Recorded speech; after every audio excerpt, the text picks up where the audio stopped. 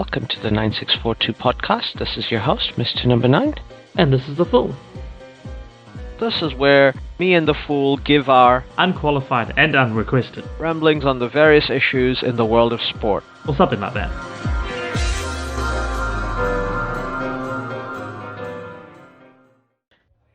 Yep. Let's start. Welcome to the 9642 podcast. This is your host, Mr. Number 9. And this is The Fool. Welcome back, everyone. We are here in the end of the lazy, hazy days of summer. Yeah. Maybe not quite that. Very end. Very end. It's not May yet, in theory. Yeah, exactly. And we're gonna talk about our national summer game. Cricket, specifically Test cricket, even though incredibly we've had a 14-year-old score a century in the IPL overnight. I know, that was crazy.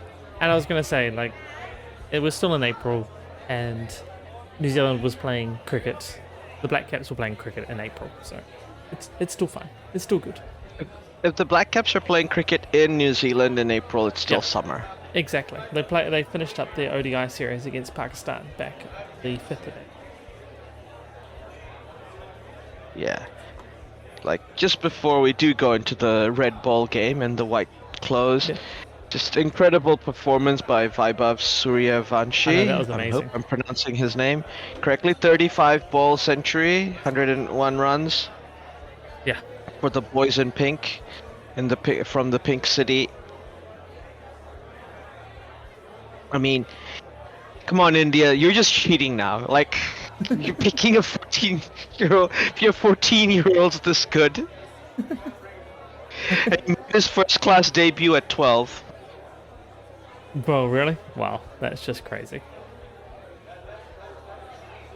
So, he's got a good future. Hopefully, avoids injuries and all that stuff, and we look forward to seeing him do cool shit. Yeah, definitely. No, that was, yeah. Saw a little bit of the highlights. It's just crazy what he did. Completely over it. Amazing. Yeah, I mean, that was his first T20 century. He has scored an List A century, like 50 over century as well. He's yet to score a first-class century, but he's played only 5 games. He's got 100 runs so far, so he's still very much starting in his career. Yeah.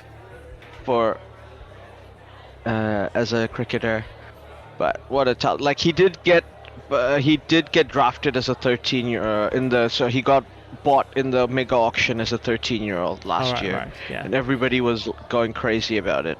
But yeah, he's worth it apparently. Yeah, and I mean, as I understand it, he's also like facing 2 of the top Indian fast bowlers that he was taking apart as well. So, like, it was just an amazing innings all round. Yeah.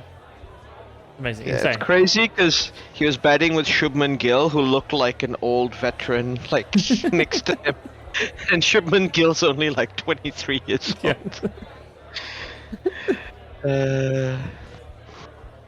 But yeah, it'll be an interesting career for him to look forward to.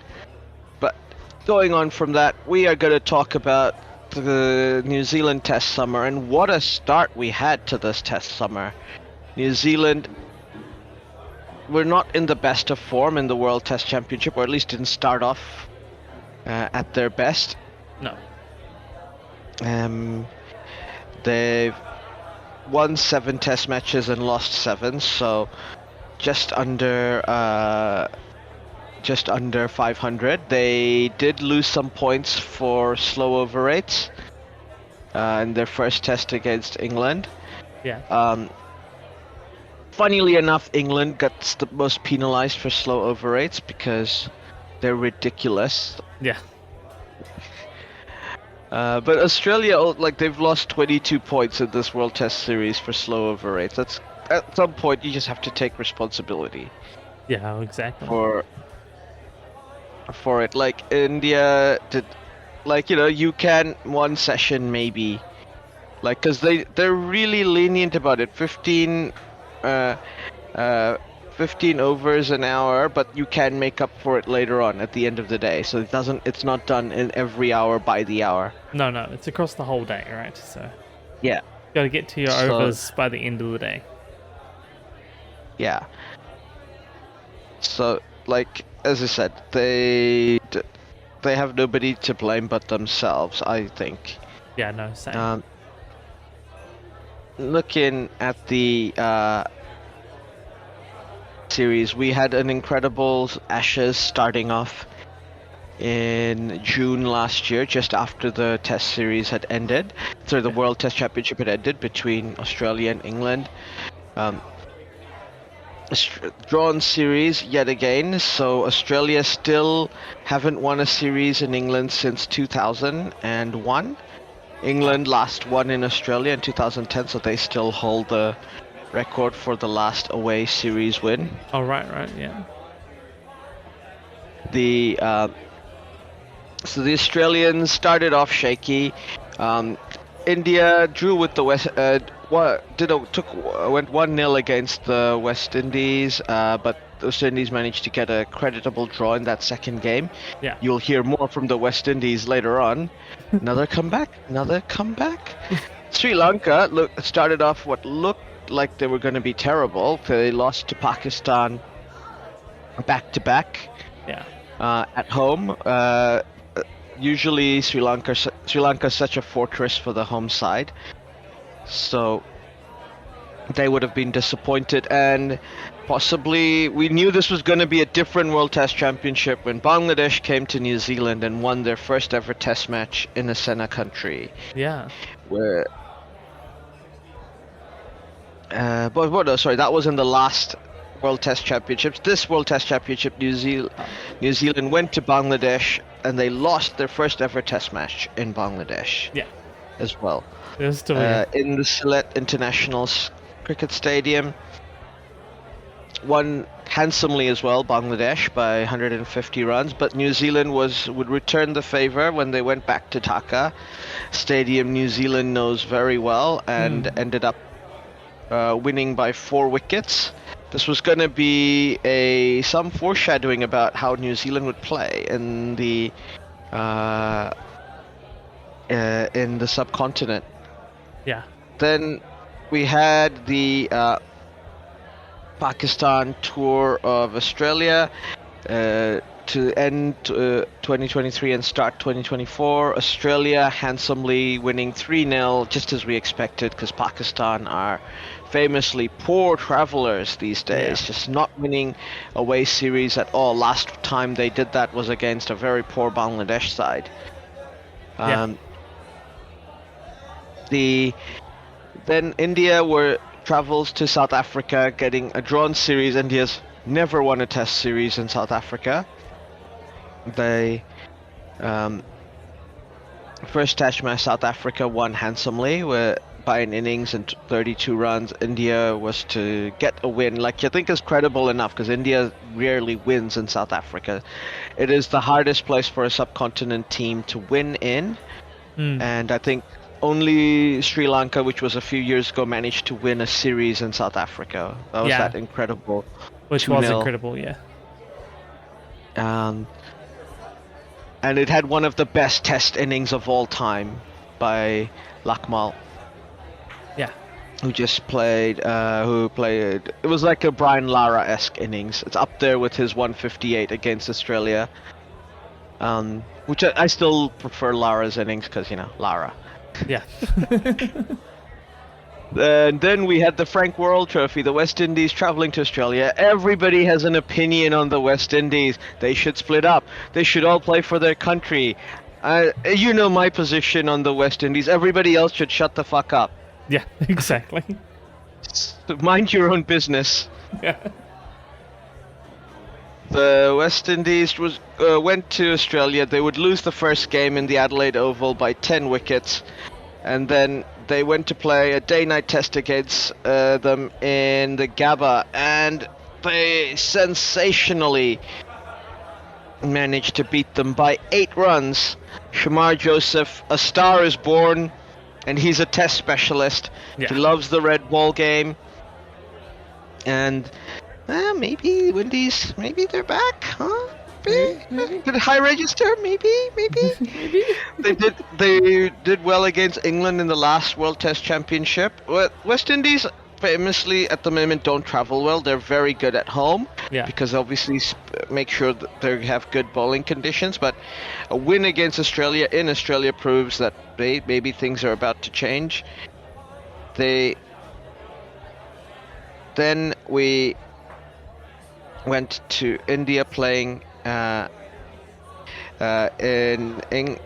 England.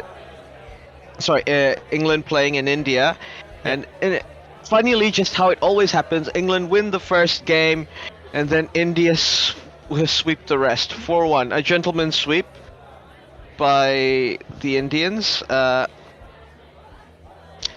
As the great cricketer would say, 4-1, fuck off. Yeah. From India, and like India won handsomely, and this is where it's crazy to me about England's slow over rate stuff, because they with their bowling lineup seem to be fine in India, like they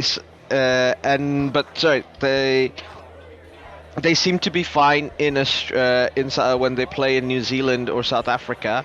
Yeah. And it's that they complain about their slow over rates. It's bizarre, but they also they had the momentum. It was a surprise win in the first round, and they could have backed that up. But they basically capitulated in the second test in their first innings, and they just never were able to come back from that. And then India basically went into cruise control. Then we went to New Zealand playing South Africa. New Zealand winning their first ever Test series against South Africa. We'll ignore that this is the Sad Boys, as in the South Africa D team. Yeah. That doesn't. It was the South African team they sent. It was an official Test series. We won. Take the win. We take the win indeed. Yeah. First Test won by 281 runs. And the second test won by 7 wickets. So the team, I think, putting on a credible performance against New Zealand away from home. The country called them up, and I think they did them proud. Yeah. Even though they lost both games. And they managed to get New Zealand all out for 211 in that second test, with taking a lead. But New Zealand managed to get them back for 235, and then obviously we had the New Zealanders get that with 7 wickets to spare. Yeah. Kane Williamson having a great comeback series there against South Africa. Then we played the Trans-Tasman Trophy, and New Zealand were smashed. This is the first time in a long time they got to host Australia. Both games won easily by Australia in the end. Yeah. The batting just not good enough in that first test, and then second test they were better. But their first innings basically put them behind the 8 ball to begin with, and Australia in the end managed to comfortably get to that 281. Yeah. The Bangladesh played Sri Lanka at home. Sri Lanka winning back-to-back matches against their old rivals. And this is where the comeback for Sri Lanka starts. You suddenly see a change in their in the team. The next series was West Indies traveling to England. Unfortunately, though they have in recent years won Test matches in England, they were not able to get a single win. England sweeping. So making it a very competitive World Test Championship in the middle of last year.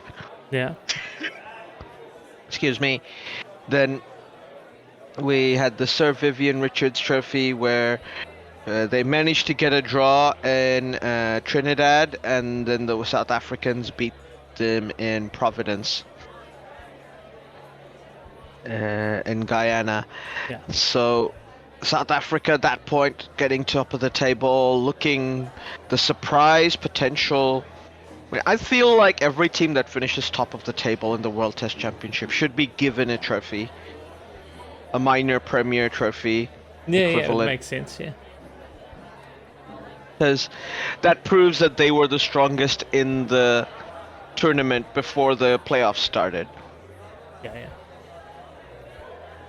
And that would be South Africa's only their second ICC trophy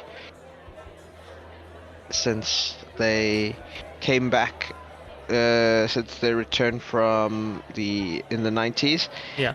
Then we had another landmark series for Bangladesh. They traveled to Pakistan and they smashed them, Yeah. winning the first test by 10 wickets, and the second test by 6 wickets. And when I say they smashed them, Bangladeshi fast bowlers bullied the Pakistani batsmen. They had pace.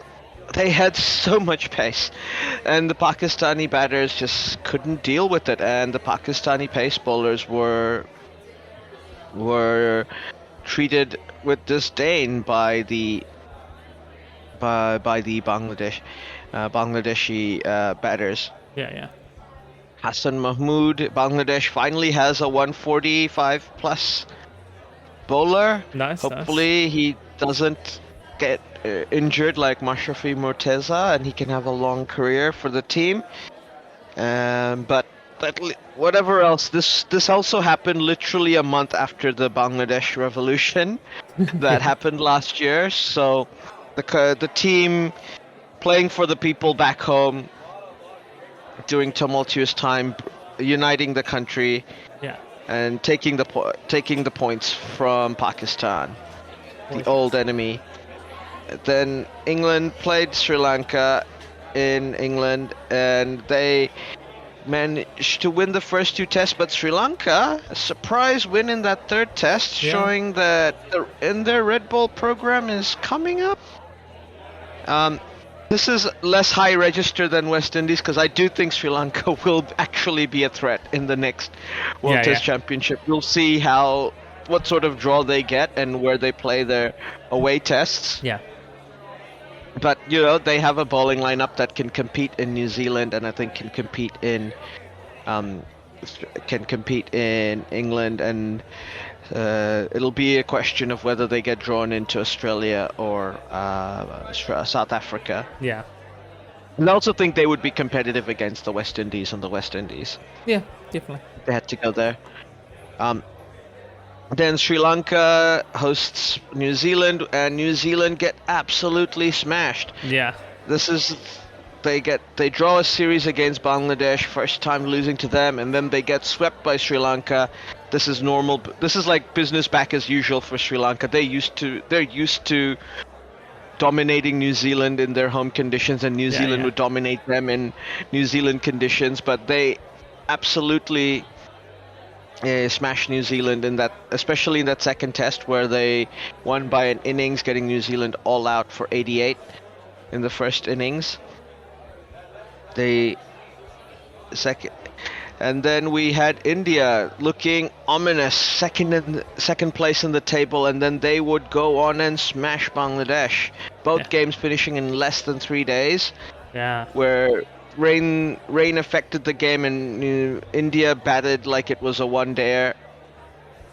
And especially in that second test, getting 285 for 9 in 34 overs, setting up the win. Bangladesh yet to win a series in India, or test match in India for that matter. Then we had the Pakistan tour for England. England finally agreeing to travel to Pakistan They would win the first test by an innings and 47. Once again, they have the team and the mentality to be able to win. They managed to get 800 runs in 150 overs. Yeah. Pakistan being the first side in test history to lose a test match after scoring 500 runs. Yeah.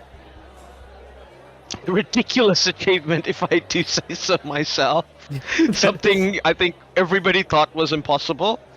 Yeah, that is just crazy. I mean, that whole test match is crazy. Well, they scored 556 to the 149 overs, and that's pretty good. Like, pretty good. And then England gets 300, almost 300 more runs and with one extra over. I know, that's just crazy. One of the craziest test matches ever. But Pakistan makes the comeback. They play another test match in Multan, and England, it's the same stadium. The batting conditions don't seem to have gotten worse, but they beat England quite easily, 152 runs, and then they beat England by 9 wickets, absolutely collapsing at that point, England, because they were still with a chance to get second place in the World Test Championship, and they didn't make it. And then we played the series of the season, India versus New Zealand. This was the series where India was supposed to sweep New Zealand and basically confirm their place at the top of the table, and basically they would have just needed to win one test match in Australia to make it through. What happens? New Zealand, incredibly, in that first test match in the Chinnaswamy Stadium, like in Bengaluru, the conditions, the ball swung. It was, and you got some pace and bounce, and we had Matt Henry produce one of his best bowling performances ever. Yeah, definitely. Excuse me. And he was followed up by Rachin Ravindra bowling, batting incredibly in both test matches, getting a century and an unbeaten 39 in the second innings. Yeah. And this test match even looked like India may have at some point been able to come back and win, because they were all out for 45 and New Zealand were all out for 402, which was like, okay, that's a decent lead. Yeah. And India did their best, absolute best, to try and gain an even bigger lead. Rishabh Pant looked like he was going to take the game away. Sarfaraz Khan getting a very tidy 150 off 195 balls. But once O'Rourke got Rishabh Pant, the Indians collapsed again. Yeah. And we ended up with a very easy total of 110 runs, which I did watch live. I was watching India bat, and I was wondering if New Zealand would be able to chase 200 on that pitch. I didn't need to wonder about that in the end. 110 was easily done. Yeah. Then they went to Pune and they put on a Turner, and an absolute Turner. But New Zealand coming in with a very, I think, good, credible 259 in that first innings, and their spinners did the job. Mitchell Santner getting 7 wickets, absolutely unplayable. The Jad Kimber did a really great analysis of Santner. He basically kept changing how close he was to the wicket and how he bowled. Yeah. So that he would constantly vary the angle, and he varied the speed. He slowed down his speed to allow more turn and bounce, and that turned out to be the winning formula. I also have to shout out Glenn Phillips, who contributed handily with both bat and ball in all the games. Yeah. Like, no big innings, but always useful, 30 to 40 plus. at least once in a game, and he would be getting 2 or 3 wickets every innings and supporting whoever's bowling on Yeah. the other end with his off spin. The and in the second innings, New Zealand got another 255. Tom Latham, captain's knock at the top, leading the way, with Glenn Phillips getting in a not out 48, and incredibly they needed 359 runs. India. I think everybody thought this was going to be a draw. They had like not that much time left, but India started off pretty strong. Jaswal 77 and the other batters were all trying to keep it at a good pace, but once Jaiswal got out, it was all downhill for them.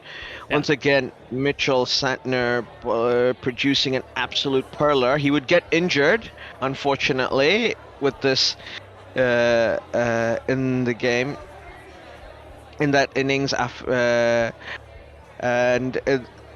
Ajaz Patel and Glenn Phillips gave him some handy support as well, and Santner also got a run out. Oh yeah. In that second innings to get Rishabh Pant out, and how crucial was that? It's a risky single, didn't need to do it, and Santner, we forget how good a fielder he is, just because he also bats and bowls. Just such a great all-round cricketer. Yeah, definitely. And it's been his year, as we will. Spoiler alert. So 13 wickets in the game. I'm sure he's happy with that. He got injured, so he wouldn't be able to play in the third game. But New Zealand here had won the series. India wanting to avoid a whitewash, the final game in the Wankhede Stadium in Mumbai. Obviously the home of Indian cricket, where like I know everybody thinks cricket is a religion in India, and it is, but cricket is really a religion in Mumbai. Nobody loves their cricket more than them. Like other parts of India, there are other sports you play. In Punjab, there's like hockey, Bengal, there's football, and in the southern states, there's like athletics and wrestling. The only sport they care about in Mumbai is cricket. At one point, Mumbai had 4 first-class teams. Wow. Playing. So this is the city where they love this game, and they always are. They always back their team. Then we would go on to the start, but we all know whose hometown Mumbai is. It's Ajaz Patel's hometown, and this man loves the soil in the Wankhede Stadium. He goes. Once again, we had a credible first performance. Will Young and Daryl Mitchell putting in the hard yards to get 235, and India follow that up with a good innings, getting all the way to 263. Ish Sodhi brought into the team to replace Santner, but unfortunately not able to get the wickets that he were, or at least could get the control that he would want. The Matt Henry got a wicket early in the innings, but Ajaz Patel he gets 5 wickets, and we know things are about to turn. New Zealand second innings, nervy situation. Will Young gets another 50, a match-winning performance from him this game. I know, obviously, rightfully, Ajaz Patel is man of the match, but his contribution is like what built that platform for Ajaz to do what he did. Yeah, exactly. They would make 175 all out. India only needing a target of 147 runs.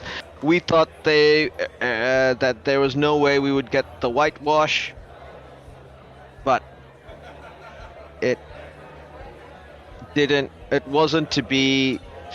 Rishabh Pant almost pulling off an incredible, much like in that World Test Championship final where Rishabh Pant almost got the game away for India. Yeah. Because if he had managed to get another 70, 80 runs quickly in that game, it might have been very different. But it didn't. He was the only man who looked comfortable. Him and Rohit Sharma got to double figures in amongst the top 6. Everybody else just unable to play Ajaz. And Glenn Phillips putting on his best bowling performance in the series, getting 3 wickets to support his boy, and Matt Henry obviously getting a wicket at the top of the innings. Yeah. In the end, it was there was never a doubt, and almost that was one of the most nervy matches of cricket I've watched in a long time. But yeah, doesn't matter if you win by 1 run or 25 or 250, as long as you win. Exactly. As you say, it was whitewashed in India. It's just whitewashed India in India. There's and basically outspinning India in India. That was the amazing thing. Especially to say that second test where they went out of the way to make it a massive rank turner, and New Zealand just looked better there. You know, third test as well. Like Patel just was like, no, this is my home ground. I'm winning this. Yeah, I mean, I can't blame Washington Sundar when they were down to their last wicket with Mohammad Siraj, who is a real bunny. Yeah. For trying to hit out when he did, because they only had 25 runs to get. Yeah, no, exactly. It was, as you say, you batted there, you got one person left, and if you don't have any faith in that, then that's what you've got to do, right? You've got to. Yes. You got to be aggressive then, and really be like, nope, taking the runs where they are. Yeah, and it's only 25. It's only 25 runs. That could be basically 4 hits, right? Yeah, exactly. And again, even if it's a couple of sixes or a couple, 2 or 3 fours, like that's taking it down again, and you can manage things a little bit as well. And you're having to make New Zealand do something for it, as opposed to just sit there and wait for the inevitable. So. Yeah, both test matches only lasting 3 days.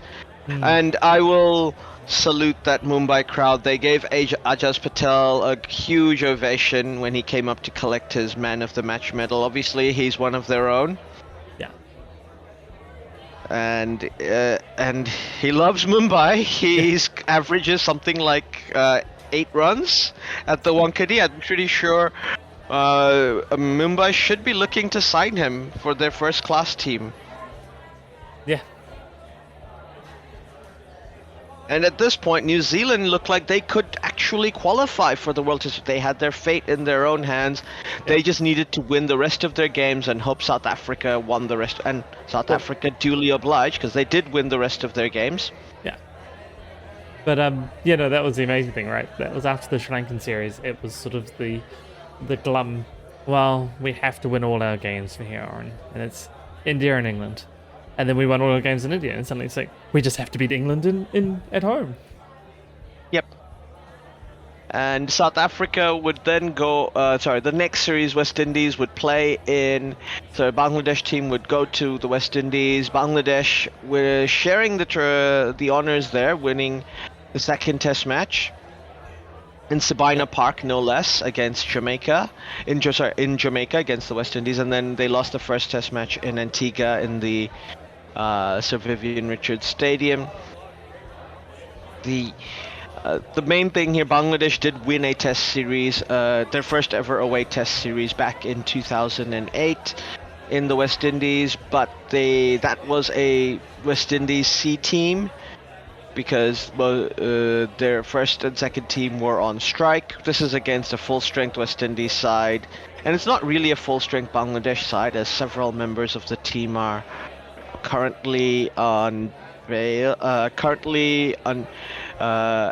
on the lam, charged with murder. So yeah. Apparently, there's like 600 people in Bangladesh who all had a conspiracy to kill one guy. You know, that we'll we'll see how that plays out. So this was without Shakib Al Hassan and Tamim Iqbal. So Bangladesh doing it without a lot of the old hands. Mushfiq still there, as per usual. Reliable as he always is. South Africa hosting Sri Lanka at home. There was no chance they were going to lose. This basically guaranteed them their position in the World Test Championship. They could only, at a minimum, finish second at that point. Yeah. England needed to also win to stay in with a chance. They would go on to absolutely smash New Zealand in the first match, getting a 499 in 103 overs. Yeah. Batting second. They then would go on to play to win handily in Wellington as well, getting New Zealand all out to 34.5 overs, and then they followed up their 499 in 103 overs by getting 426 in 82 overs. You know, just because they can. And New Zealand, obviously, were never going to get that 500 plus score, so they lost by 323 runs. And then we had the final game in Hamilton, where New Zealand managed to prevent the whitewash and win by 423 runs. Then South Africa cemented first place, top of the table. Yeah. Only losing one series, which was against New Zealand, and that was, as we said, the Sad Boys. Yeah. They beat Pakistan. Obviously, they're monster subcontinent teams at home, as we mentioned, and the only team coming that managing to beat South Africa at home were India, and that series was 1-1, and they swept Pakistan as well. Yeah.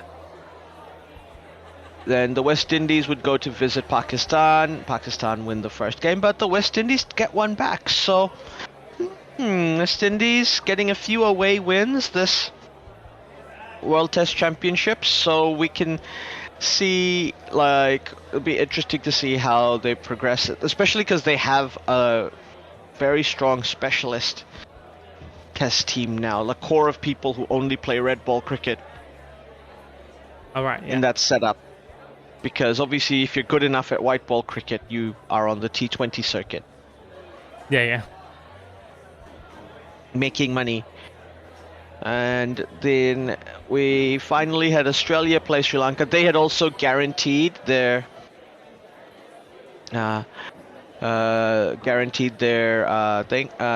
their place, because we missed this one. I don't know how, because it was right there. The Border Gavaskar Trophy, once again in Australia. India, having won the last two series in Australia very well, like classic all-time series. India, they're unable to do the three-peat. They managed to do a miraculous victory in Perth, and I think showed that they had come here to play, because they lost badly to New Zealand, and they were like, "No, we're not going to put up with this anymore." Came in and beat Australia in Perth. Then Australia played the day-night match. They won the toss, and Mitchell Starc did Mitchell Starc things. That's just what happens when Australia win the toss in a day-night match. Yeah, exactly. Especially at Adelaide. In Adelaide. And then the match at the Gabba was drawn. Yeah. We had the final match. The next two games. The Boxing Day test at the G. Australia was put on a dominant performance to win the match by 184 runs, because they gave India a decent total to chase, and India all out for 155.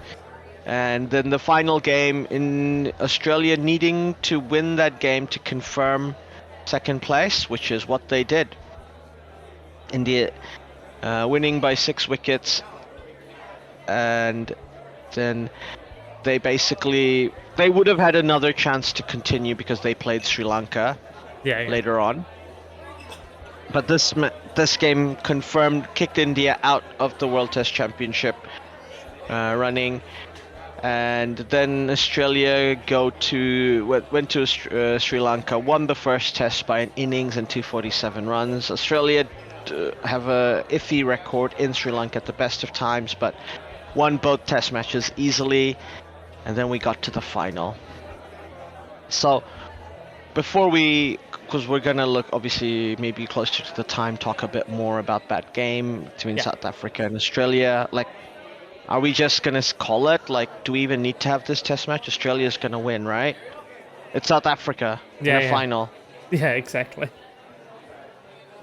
It would be remiss of me not to mention that the White Ferns also was having a Magic tournament of their own, while basically the same day that New Zealand won the test match, the day before New Zealand won the test match in India, the White Ferns would go on to win their second ICC trophy. Yeah. Winning their first ever World T20 in a stunning performance against South Africa. Excuse me. The South African women's team looked absolutely primed to win that final when Amelia Kerr would put on a batting performance to bring the team into a competitive score, and then South Africa looked like they might be in with a chance to win the game, to chase down that total, but Amelia Kerr once again getting the key wickets. Yeah. And absolutely putting on a show. Like, as I said a few podcasts ago, she's the most talented cricketer to be born in Aotearoa since Kane Williamson. Yeah. In my opinion. Oh no, 100%. And she's had her ups and downs, but it's magic to think she's there with three of her teammates from Totara Primary School. Yeah. And Totravale Primary School, I should say, sorry. And obviously, like, they're showing at the during the 2010 World Cup, she was still in primary school, and she wrote down in an essay that I'm gonna one day play for the White Ferns, and we're gonna win the World Cup with Susie Bates and Sophie Devine. And she did it. How awesome is that? That is very awesome. No, that was an amazing tournament by the New Zealand women there, especially since beforehand they hadn't been playing the best cricket. I had said that they were overly reliant on 3 players, maybe 4 with Leah Tahuhu as well. Yeah. Who obviously she's been a veteran of the team for a long time. Yeah, well, exactly. But most teams would just see Tahuhu off in the games because they. And then, if Amelia Kerr didn't get any wickets, the team was in for a hiding. But luckily for us, Amelia Kerr did get wickets. And South Africa were kind of in the behind the 8 ball once that wicket left. And it's a reoccurring theme for South Africans losing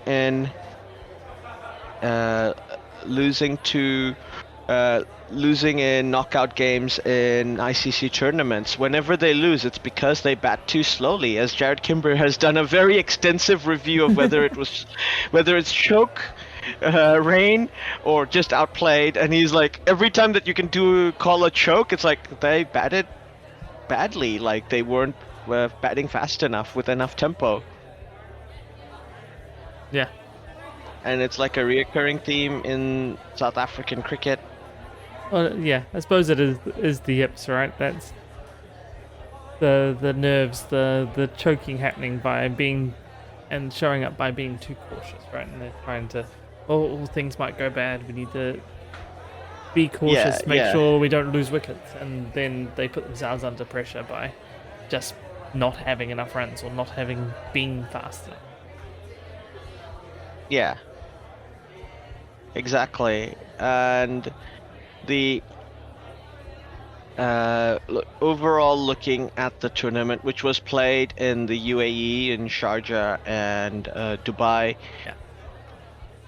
in the West Indies and South Africa were in one group where they managed to get through to the second round, and in the other group we had Australia and New Zealand. Luckily for us, South Africa dealt with Australia in the semi-final, Yeah. and New Zealand dealt with the West Indies. It was which was also a really close game Yeah. No, it where was a close Amelia, match. I believe Amelia Kerr also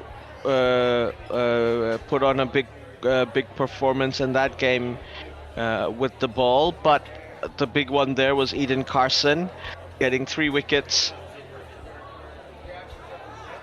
and Yeah. managing to get Zaida James out. Sorry, Susie Bates was the one who got Zaida James out because she bowled the last over. I remember now. That was like the crazy thing. Oh, that's right. Yes. Because they needed, I believe they needed to get 8 runs off the last over or something ridiculous like that. 8 or 10 runs off the last over. Something like that. And Yeah. Susie Bates had to bowl bowled 1 over, conceded 6 runs, and got the wicket off the last ball. Yeah. So, like, basically saving, putting on a performance. Like, it's what you expect from Susie, right? Like, that's exactly what you think she would do. Yeah. Exactly. And, like, as they were playing South Africa in the final, immediate thought for me was at least, like, we're in. We got this, girls. Don't even sweat. It's South Africa. We don't lose to them. On a more serious note, Susie Bates, maybe her last World T20, and Yeah. she got 150 runs. So she's put in a shift as she always does for the Yeah. team. Georgia Plimmer as well, getting the runs. But South Africa had the stronger batting lineup throughout the series. Laura Wolfhard, as we were saying, was the danger woman, and she got 233 runs. Along with Tamsin Brits on the top of the order getting 187. But on the other end of on the bowling end, we had Amelia Kerr with 15 wickets, easily top of the table. Yeah. 3 more than Nkulu Milaba. Nkulu Leko Milaba. I'm sorry if I'm mispronouncing it wrong. From South Africa. Rosemary Mayer and Effie Fletcher from the West Indies getting 10 wickets each.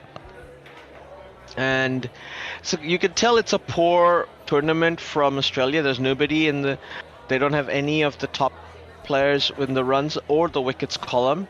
Yeah. Annabelle Sutherland getting the 9 wickets. Eden Carson, once again, another new talent for the team. So it's coming together, I think, for the White Ferns. Like, this is the tournament where you could see everything shift. The Amelia Kerr, I think, very rightfully being awarded the player of the tournament, as basically taking 15 wickets at an economy of 4.85. It's crazy. Yeah, that is crazy. That's basically tournament-winning bowling performances. That she loves it in Dubai, as it would seem. And the ladies bring the wickets home, and the men said that they were inspired by them, and they put on a show against India as it was happening around the same time. Yeah. And we ended with one of basically magic month for New Zealand cricket. Yeah, that October last year was just amazing for cricket. Yeah. We can ignore what happened after. Just focus on the good bit. And following on from that tournament, I think the White Ferns, there is a they've got a World Cup next year, 50 over, to play. 2025 this year, later this year, to be played in India.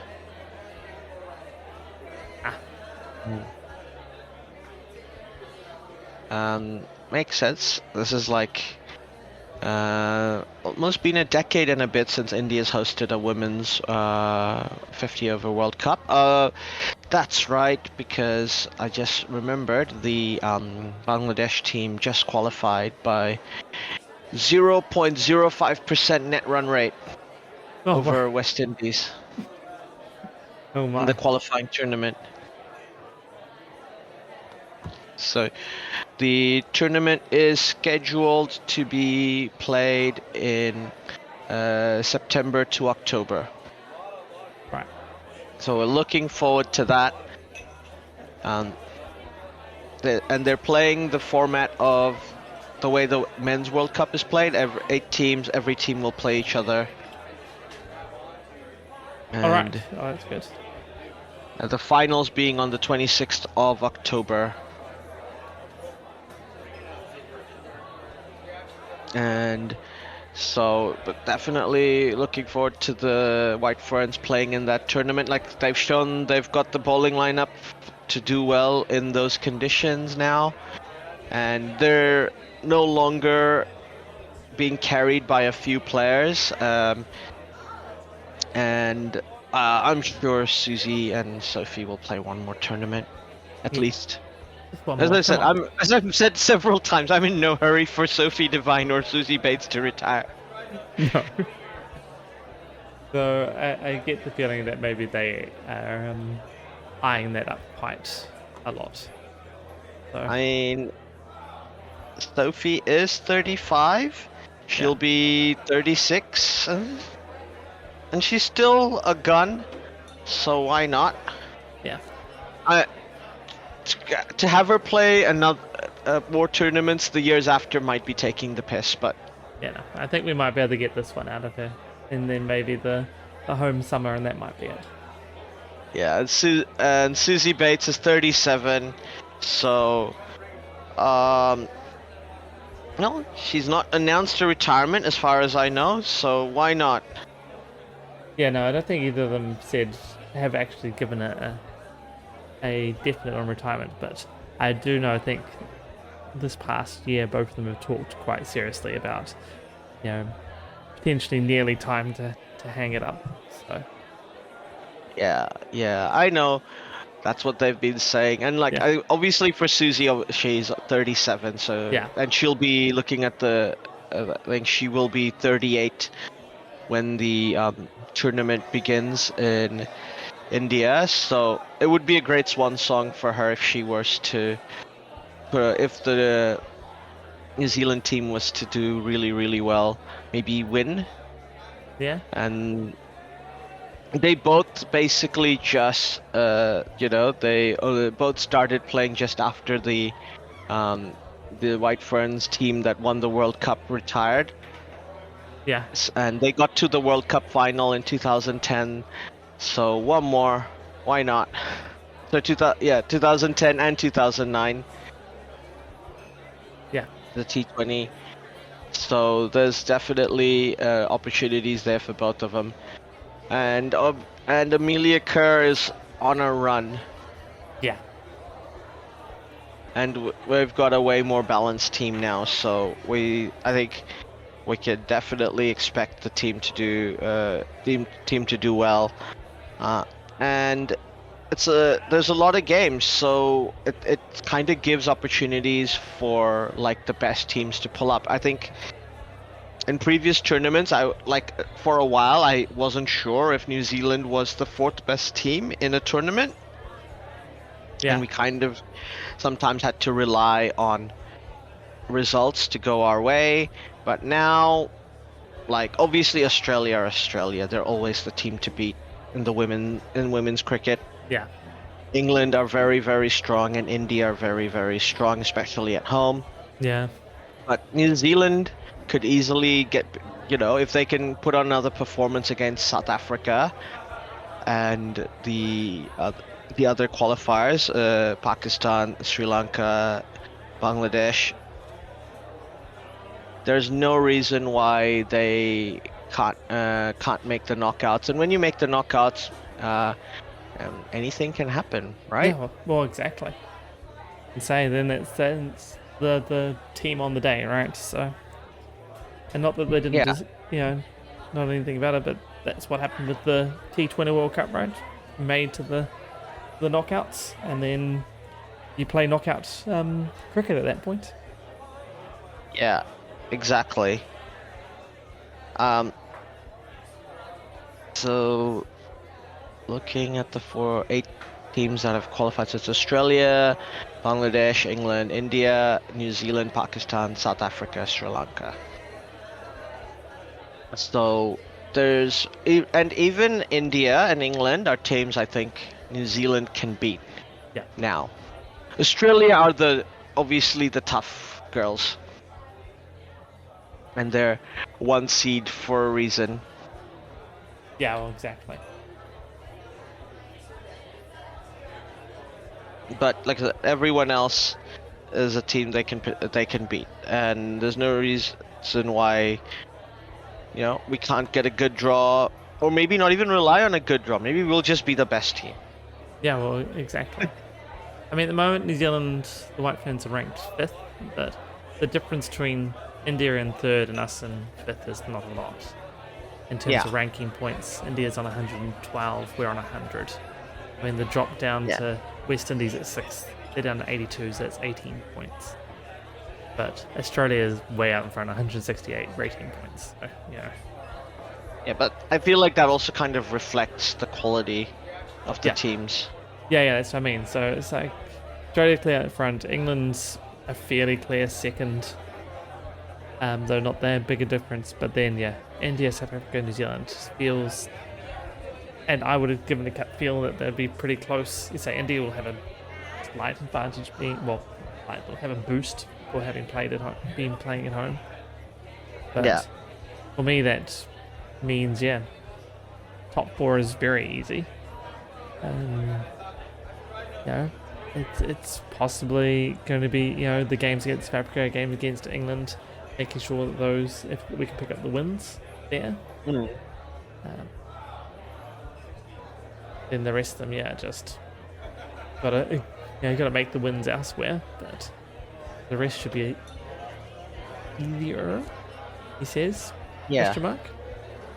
Yeah. I mean, also, I don't know what the weather is like in the parts of India where they're hosting the game, so there might even be rain. Rain will play a part. Every single tournament that this format has used, this like everybody plays everybody format, which is like leads to a long tournament, has had rain affected games, right? Like that's just happened. And those rain affected games have a big impact on the outcomes of everything. Like that's the thing. It's like I'm not hoping for rain. No. I'm just saying that it's very, very likely to happen. Yeah, very, very likely, and that just adds that little bit more randomness into the whole thing, right? Just the roll of the dice about if you're going to get rain, who you get rain against, whether that causes the match to be abandoned, or whether you get something in there and there's Duckworth Lewis and the randomness of that. Yeah. Who knows? Exactly. A little bit more chaos thrown into everything. Absolutely right. But we've got high hopes. The New Zealand World Test Championship, obviously how they're going to do next season, we won't know until the format, until we know who will play who. Oh, it's been decided. Oh, it has been decided? So the 25 to 27. I thought they were... Next season. Have they had that conference they were going to have?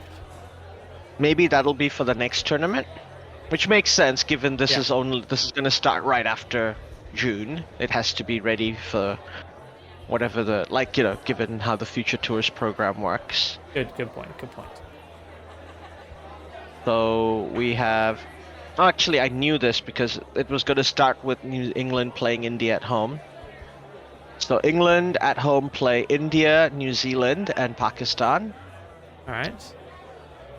Tough. Bangladesh. So I'll start with alphabetical. So Australia at home play Bangladesh, England, and New Zealand. Bangladesh, England, and New Zealand. New Zealand 4 matches. Yeah, New Zealand against England, 4 against- matches Yeah. Wow. at home. Yeah. Bangladesh play their home matches against England, Pakistan, and the West Indies. Yeah. India play home matches against Australia, South Africa, and the West Indies. Home matches for India, New Zealand are India, the revenge series for India, because also last time India came to New Zealand, New Zealand did sweep them, winning 2 matches. Sri Lanka and the West Indies. Yeah. Pretty tough home schedule. Other West Indies have been poor in New Zealand for the last few times they've toured, but Sri Lanka and India will give us a fight. Yeah, but say Sri Lanka generally doesn't play well here, but say I know their team's on the up, but yeah, I agree with you. Sri Lanka also don't play well here in recent times, so it's India that is going to be the tough team. But let's get the last Test series they lost here and were swept. Pakistan host New Zealand, South Africa, and Sri Lanka. Not bad for New Zealand to have a away against Pakistan. England and Australia, it's tough. 2 tough away series with Australia and England, but Pakistan is winnable, as Bangladesh have shown. Yeah. And New Zealand can play in those conditions. And I think the batters are also familiar with Pakistani conditions, as they showed in the Champions Trophy. South Africa host Australia, Bangladesh, and England. Tough for South Africa. Very. We did say they had a good draw last tournament, and we picked them as dark horses to make the finals, and we were right. They get to go away. South Africa go away to India and Pakistan and Sri Lanka, so they get to do the subcontinent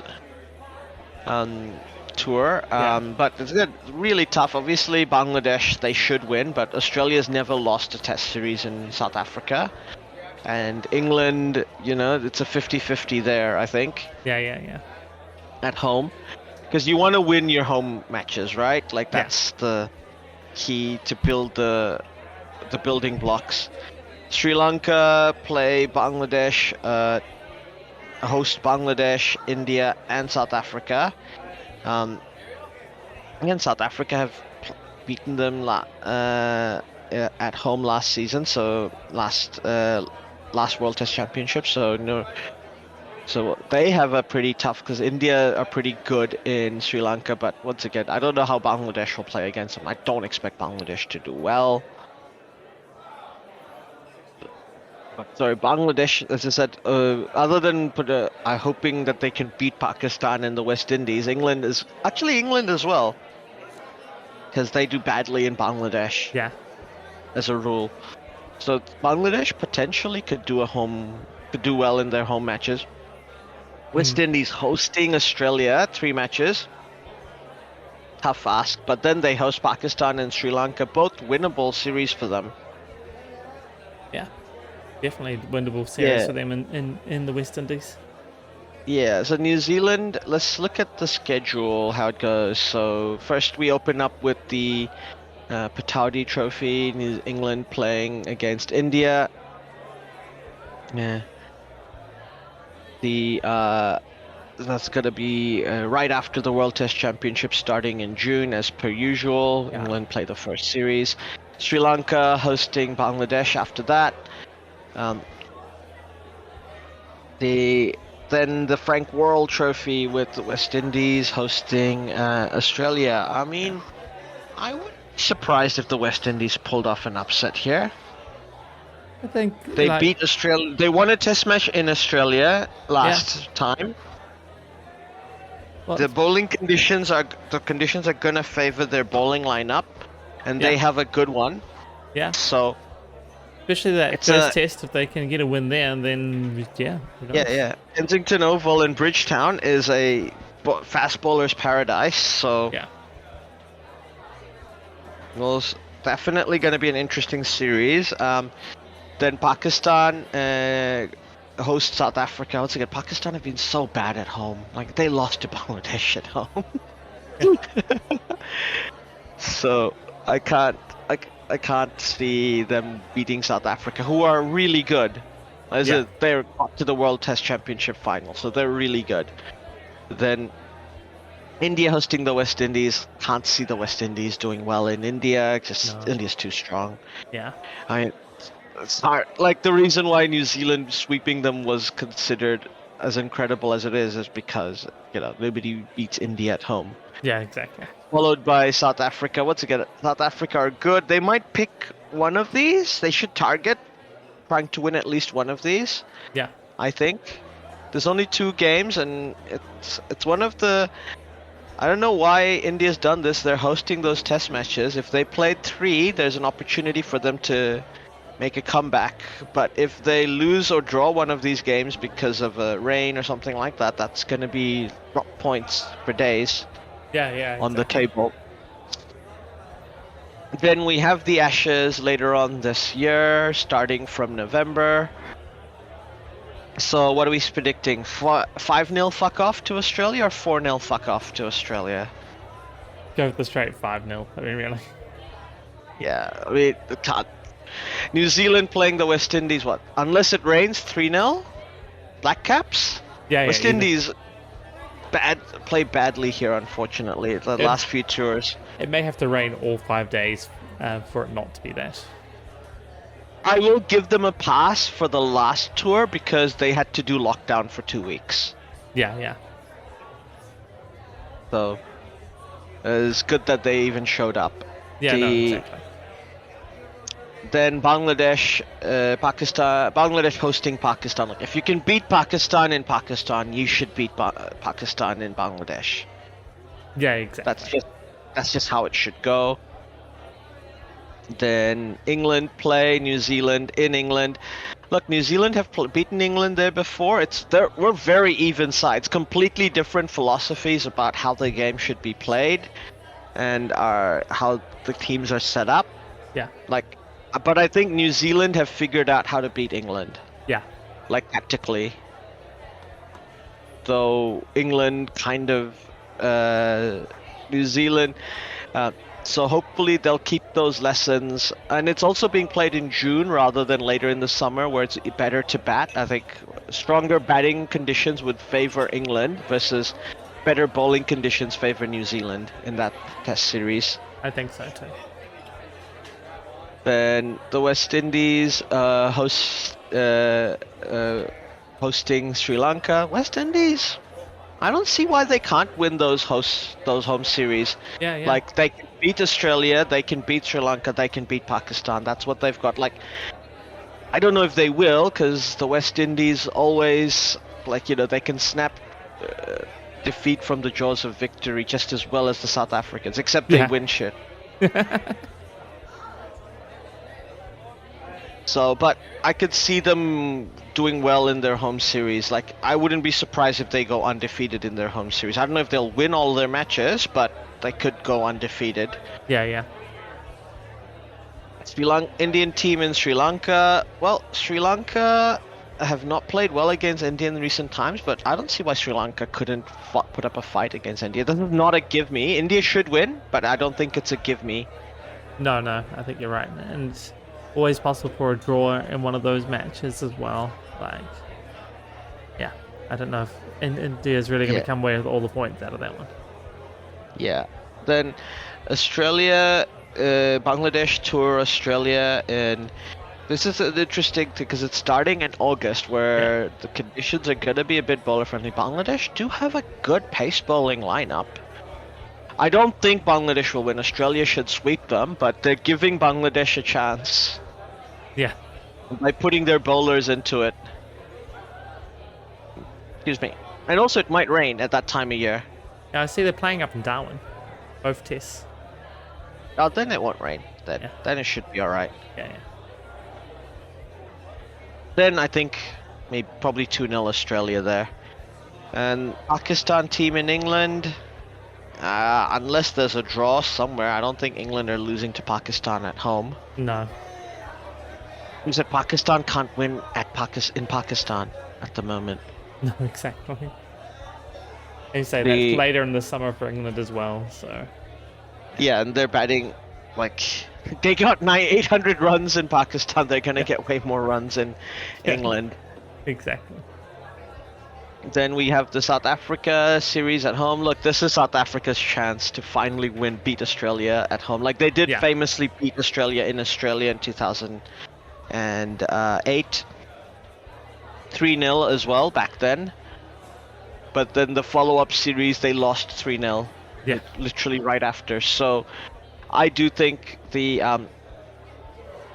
is going to be, especially if South Africa can beat Australia in that final, I don't see why they can't take that momentum.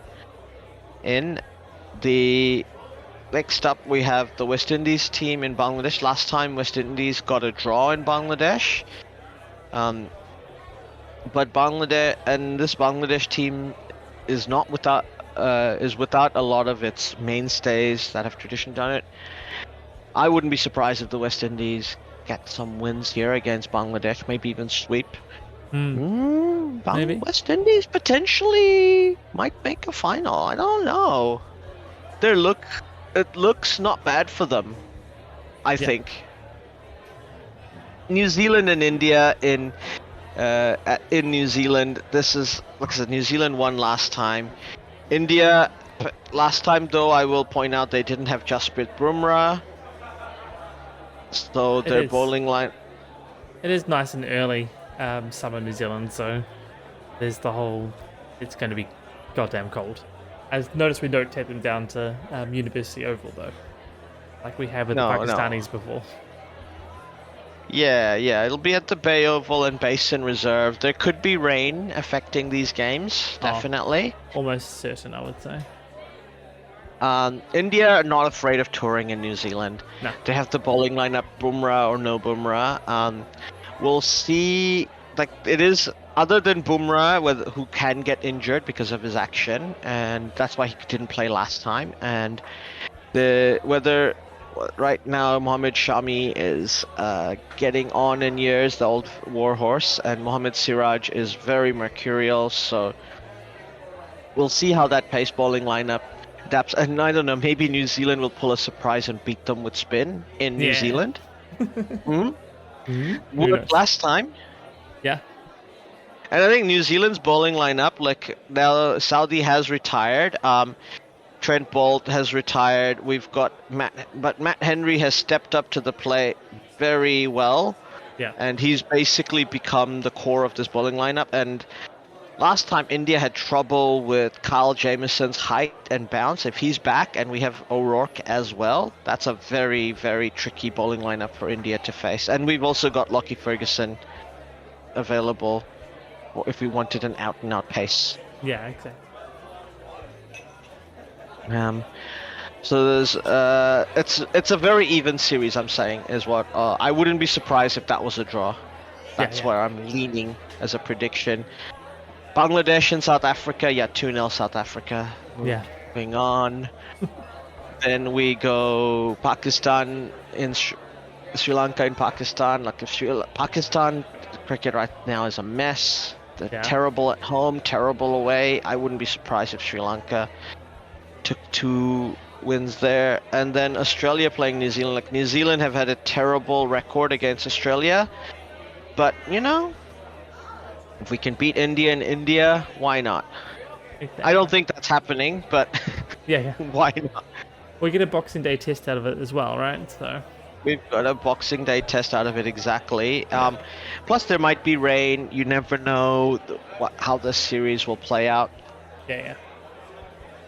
Then England play South Africa in South Africa.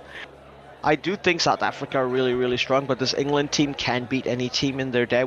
For but I think I'm leaning South Africa, like a 2-1 or something like that. Yeah, I think so too. New Zealand against Sri Lanka in January at home. I would be very surprised if New Zealand don't win both test matches there.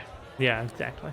Unless they've had a really poor series in Australia and they're demoralized. Yeah. There is that. Then Going off the back of whatever happens in Australia. So then Australia go on to tour India. I mean, I'm sure India want revenge. yeah, They might be a 15-year-old making a test debut yeah, just to embarrass Australia and show them what's what. You put on a 20-year-old Sam Constas on us last time. This is what we'll do. We'll double down. Put on a 15-year-old. exactly. But it's very hard for me to see Australia win in India. They haven't done it since 2003. I just don't think that's happening. Yeah, Only New Zealand can beat India in India. exactly. Then Bangladesh travel to England. Yeah, I think England are gonna feast. Bangladesh team, England team in Bangladesh. No, Yeah. Bangladesh could win a test match here, definitely, if not two. Also, the weather will play a part. It's in February, which is the start of spring. Then we have Sri Lanka against South Africa. South African team in Sri Lanka. Once again, South Africa have got swept, done well against subcontinent teams and done well in the subcontinent. Yeah, In the last World Test Championship, they've got a core of that same team around.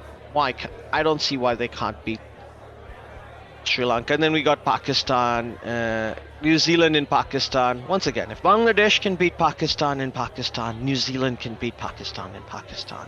I'm not. exactly. So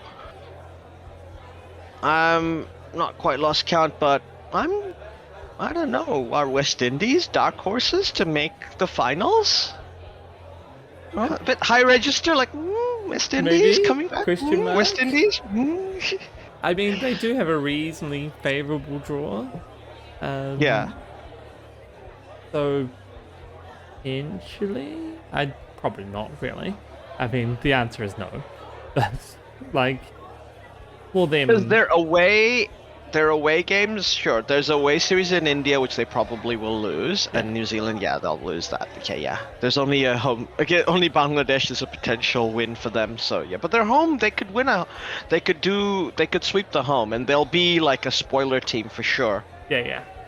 Say if they can get up good wins at home, beat Bangladesh, like maybe it's just That was grab what it- New Zealand did to qualify last time, basically, right? Swept at home, 1-1 series away. That's it. Yeah, And pick even up if they couple win a draws. test match, Yeah, yeah, a couple of draws, a test match in India, maybe? Like it's a 2-test match, right? There could be a draw here and there. yeah. There could be rain, so Yeah, it's entirely feasible. yeah, that would sit them Um, around that 60-ish% mark, which is probably still too low to make a final, but it's asking the question, making others have to be better. So Is it too much? Because I think in the last World Test Championship, 67 was enough yeah, so I to think get back in. yeah, so it needs to be high 60s. Looking at West Yeah. Indies, it'd probably be, if they do sweep and get decent, then low 60s, which is probably not good enough, but it'll get them third or fourth and requires others to have done well. Get a few things that are going your way. Who knows? Yeah. Because if And- Australia do badly against India, like we kind of expect in India, Yeah. then that's a huge number of their matches, like 5 of them. Yeah. And if New Zealand sweep Australia, like obviously will happen. Yeah. Obviously. But no, England will get swept by Australia, so that'll counter that. Okay. And obviously they'll beat Bangladesh easily. at home. There's no question there. And I think Australia is just too good against South Africa in South Africa. Like, they're better at being South African than South Africa are. Unless South Africa pull out spin bowling, turning wickets. Which they have now. Because climate change has changed South African wickets now. Yeah. And they could, and we don't know what Australia will do in the West Indies. Like, also Australia are a team in transition, right? New Zealand have technically transitioned into the team now. Probably still a few more, maybe just a few more, just like as a batting lineup, Tom Latham's the only one who I think is like getting on in years, but not really. Everybody else is kind of peaking, right? Daryl Mitchell. Yeah.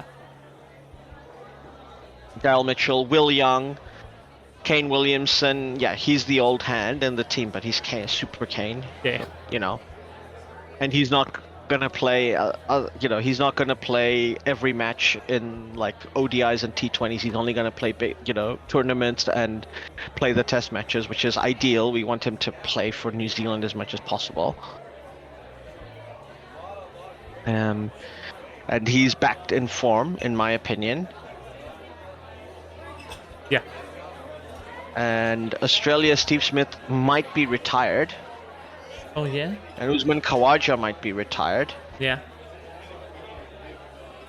So that's the batting lineup that will, and they still haven't found a replacement for David Warner.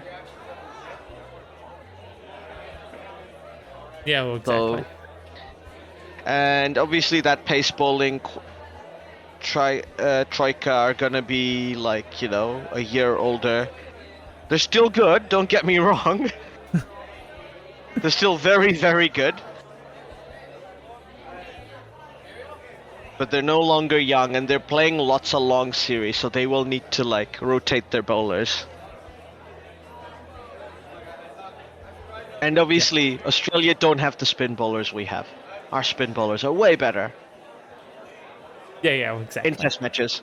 Because Nathan Lyons is like the lone wolf, right? And we have like 3 great spinners in every test when we're playing in spin bowling conditions. Yeah.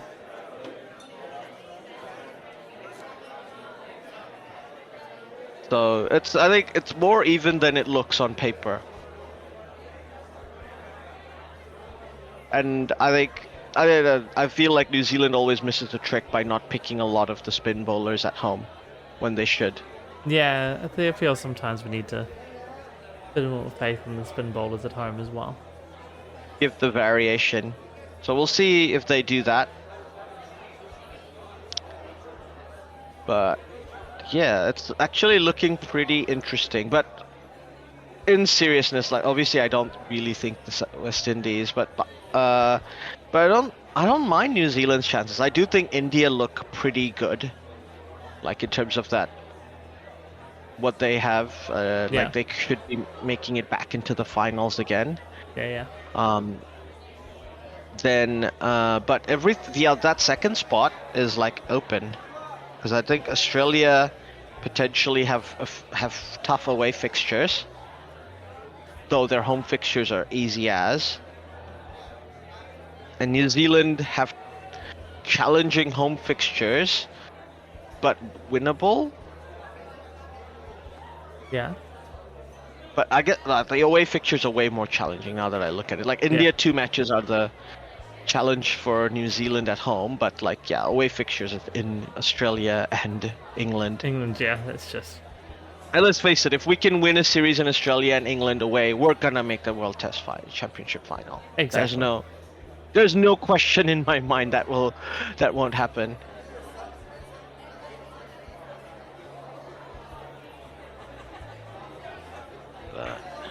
Yeah.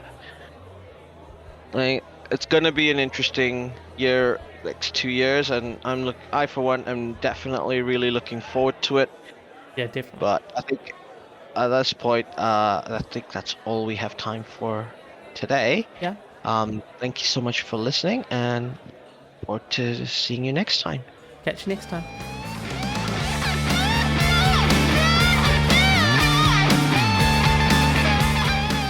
Well, that is the end. Thanks for listening all the way through. If you liked what you heard, we have even more. 9642 Discord and a Buy Me a Coffee. Pretty sure it's Buy Me a Beer.